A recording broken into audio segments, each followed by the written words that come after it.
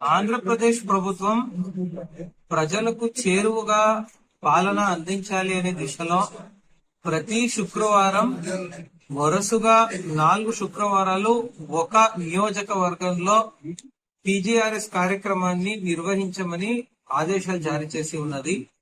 దీంట్లో భాగంగా పెడన నియోజకవర్గంలో ఇది 3వ శుక్రవారం పీజీఆర్ఎస్ నిర్వహించడం జరిగింది. సో ఆల్రెడీ మేము లాస్ట్ వీకే చూసినట్టు మనకు చాలా మంది జిల్లా స్థాయికి రాని వాడు కూడా నియోజకవర్గ స్థాయిలో వచ్చి తమ సమస్యల్ని పరిష్కారం చేసుకునే దానికి వీలుంటుంది యాక్చువల్లీ.